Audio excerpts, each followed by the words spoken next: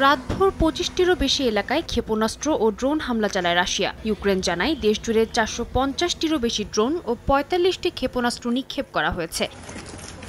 বেশিরভাগই ধ্বংস করা হলেও কিছু আঘাত হানে দিনিপ্র ও জাপোরিঝিয়ায়। একটি ভবনে হামলায় বেশ কয়েকজন হতাহতও হয়। দেশটির প্রধানমন্ত্রী ইউলিয়া শিরদেঙ্কো জানান, খার্কিভ, কিয়েভ ও পলতাভা অঞ্চলের বিদ্যুৎ কেন্দ্রগুলো মারাত্মকভাবে ক্ষতিগ্রস্ত হয়েছে। বহু এলাকায় বিদ্যুৎ ও পানির সংকট দেখা দিয়েছে। জেনারেটরের মাধ্যমে জরুরি পরিষেবা চালু রাখা হয়েছে এবং মেরামতের কাজ চলছে।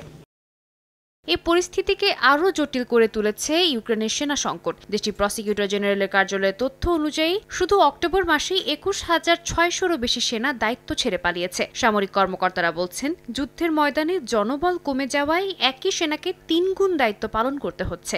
একই সঙ্গে অনেক অঞ্চল প্রতিরক্ষা শূন্যতায় পড়েছে। উল্টো দিকে ইউক্রেনের পররাষ্ট্রমন্ত্রী আন্দ্রে সিবিহা দাবি করছেন, আফ্রিকার ৩৬টি দেশের ১,৪০০ জনের বেশি মানুষ রাশিয়ার পক্ষে ইউক্রেনের বিরুদ্ধে যুদ্ধ করছে। তিনি আফ্রিকান দেশগুলোর প্রতি আহ্বান জানিয়েছেন, তারা যাতে তাদের নাগরিকদের এ যুদ্ধে যোগ না দিতে সতর্ক করে।